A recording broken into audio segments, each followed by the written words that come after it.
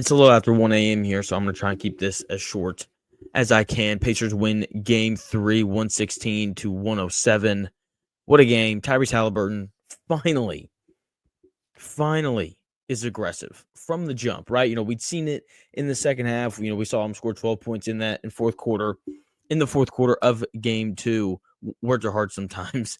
And tonight he was awesome. 9 of 17 from the floor, 21 points, 11 assists, 4 turnovers, which is a little more for him than normal, but that's going to happen against this Thunder defense, especially since Tyrese Haliburton has a pretty high level of risk whenever he, attempts a lot of his passes. So he's going to turn the ball over a little bit more against this Thunder team, but that's more about the Thunder than I think it is about him. His shot chart was amazing. Amazing. He was 4 of 8 from 3. He was 2 of 5 from the mid-range, and he was 3 of 4 from inside the paint. And Haliburton's best games come when he scores from all 3 levels. There are nights where he can get a little 3 happy. There are some nights where he looks like, 2015 James Harden, where all the shots are either threes or layups. He's at his best when he's using his mid-range game as well, because he is an excellent mid-range shooter. He gets that little floater kind of in that mid-range area as well. And he scored from all 3 levels in game 3. That was a huge thing for them. And the reason, why the Pacers won. But the most important thing for him was he got into the paint repeatedly. But going into the game tonight, coming out of games 1 and 2, he had 208 touches, but he'd only touched the paint 16 times in games 1 and 2. That was not the case tonight. He was in there repeatedly. And I think, if you want a box score stat to look at in this series, you have to look at the Tyrese Haliburton assist numbers. His assist numbers will tell you everything you need to know about the Indiana Pacers offense. When he has double-digit assists, the Pacers are doing everything that they want to on offense. They're getting out in transition, and Haliburton is facilitating, to guys on the break. He's getting into the paint, and he's kicking it out to shooters, or he's coming off screens, and he's making awesome skip passes to the opposite corner. Just think about the one that he made late to Aaron Nesmith, where he hits a big 3 to put them up 8. He had 11 assists tonight, and this was the best offense I've seen against this Thunder defense in these playoffs. The Thunder have done an outstanding job of just taking every team they've played out of their offense, and they did the exact same thing to the Pacers in games 1 and 2. That didn't happen tonight. It looked like a normal, fast-paced, up-tempo Pacers offense. Part of that was they forced 19 turnovers, but the other part of it was the ball just moved way more in the half court. They were running like three dribble handoffs followed by someone slipping, and there was just a lot more body movement and a lot more ball movement, and the Pacers were able to do it for the most part without turning the ball over. They won the turnover battle. The Thunder never lose the turnover battle. They led the NBA in turnovers forced, and they led the NBA in terms of the least number of turnovers committed. That didn't happen tonight. 19 turnovers for the Thunder to the Pacers 14, and a lot of that had to do with Tyrese Haliburton and his decision-making. Pacers shot 52% from the field for the game, their best shooting game of, what's been a pretty short series so far. Another big thing that is very important to look at after this game. In game 2, the Pacers took 82 shots and 40 of them were threes. It's way too many threes. Like, if half of your shots are threes, you're probably not going to win.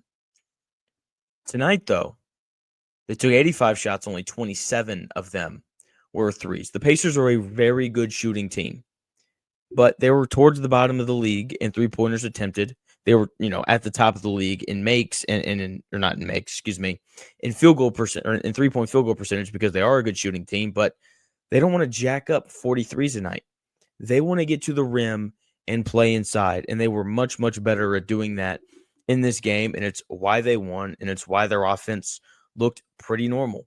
Okay, it also looked normal because Pascal Siakam was involved from start to finish. They established him early. In the first 3 minutes, he got three mismatches. He scored once on Gilgeous-Alexander, scored once on Cason Wallace, scored once on Lou Dort, all 3 times in the paint, back to the basket, turning over the right shoulder, and knocking down a little fadeaway, because that's a shot that he loves and he's really good at. And, he makes those 3 shots. He starts the game 3 of 5 from the field in the first quarter. And from that point forward, the dude just ran. He just sprinted up and down the floor. And Tyrese Haliburton, or TJ McConnell, who was awesome, They just consistently found him, and he was scoring in transition. And when the Pacers got in trouble offensively, they were able to give him the ball, and he was able to go and get at least a decent shot for the Pacers because the Thunder don't really have a good option to put on him defensively. I thought Pascal Siakam was awesome in that game, but we have to talk about this Pacers bench. Let's start with Bennedict Mathurin, 27 points off the bench on 9 of 12 shooting.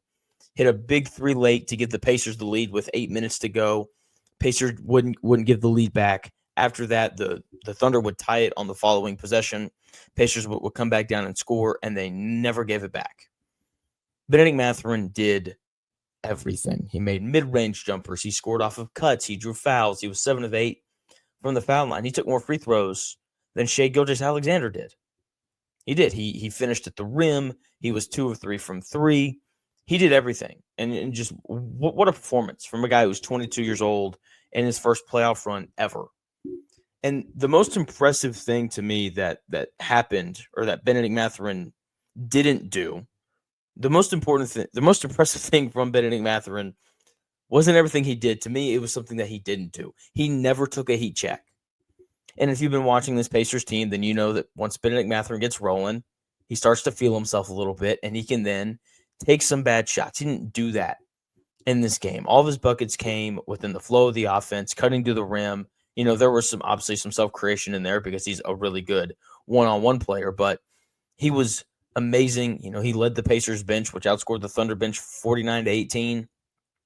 If the Pacers bench continues to outscore the Thunder bench by 31, then they're probably going to win the NBA Finals. So Bennedict Mathurin led that charge. He was outstanding. TJ McConnell, just the Energizer Bunny, first player since 1974 to come off the bench and have 10 points, 5 assists, and 5 steals in the NBA Finals. He just set a great tone for the rest of this Pacers team. And he was himself in every way, shape, and form. He's hitting those little pull-up jumpers going right. He's running the baseline, making great passes as guys are cutting to the rim. He steals not 1, not 2, but 3 inbound passes, which is just, you would figure after it happened once that the Thunder would have been on high alert for it, and they weren't. And he made them pay. The last one was huge. The Pacers are down 95-93. Alex Caruso tries to throw it over him. McConnell jumps up and grabs it. He lays it in. All of a sudden, the game's tied. And, it was just his impact cannot be understated. People are going to talk a lot about Mathurin because he had 27, but TJ McConnell's impact on the game was every bit as important as Bennedict Mathurin's, and every bit as impactful. He really kind of set the tone for the rest of that game.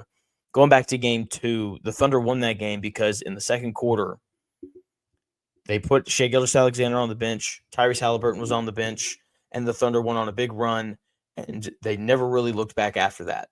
Tonight, in those same minutes, in that second quarter, the Pacers went on an 11-2 run, and they won those minutes. And I think that's a large part of why they won the game tonight. They have to win the minutes that Gilgeous-Alexander is on the bench, and they were able to because Mathurin was really good, McConnell was really good, and they kept Pascal Siakam involved in the offense during those minutes. Siakam may not have been putting up shots, but he was touching the basketball, and every time he touches the ball, this Thunder defense reacts to him because he's a really, really good player. So I thought those minutes were much improved for the Pacers. I thought Miles Turner was really good down the stretch, 3 blocks in the final 6 minutes. The Thunder only made 1 field goal in the final 5 minutes and where's it at? 5 minutes and 57 seconds.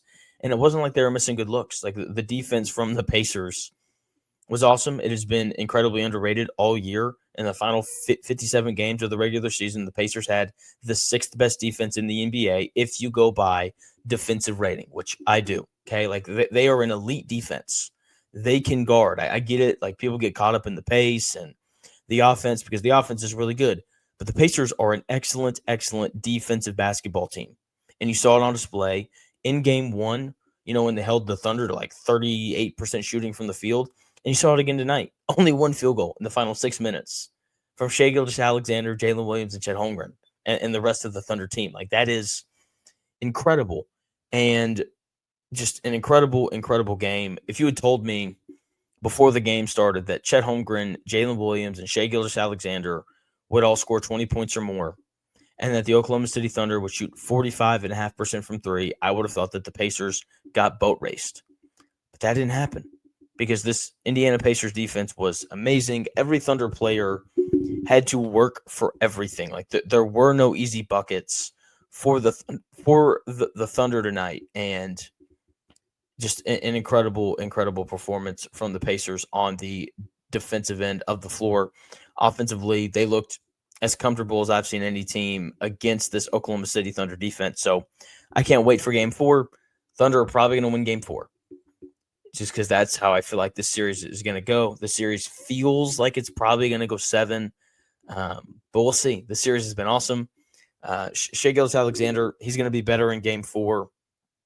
But that being said, Bennedict Mathurin probably won't be as good in Game 4. TJ McConnell probably won't be as impactful in Game 4. But at the same time, like the Pacers are probably going to shoot better than 33% from three, like they did tonight. So really impressive win from them. Really gutsy win, especially dealing with a little bit of foul trouble in that first half with Siakam, Nembhard, and Nesmith all three picking up 3 fouls before the end of the first half. They survived that, and Tyrese Haliburton was really good. When he's really good, the Pacers are really tough to beat because they're a damn good basketball team. So that's going to do it for this video. I have another one out Friday night after Game 4. Can't wait. The series has been awesome. If you're not watching it, you're missing out, and you should 1,000% watch Game 4. And you should also 1,000% subscribe to this YouTube channel because it's 1:20 in the morning. And, help me boost the ego a little bit. Thanks. I'll talk to you Friday night.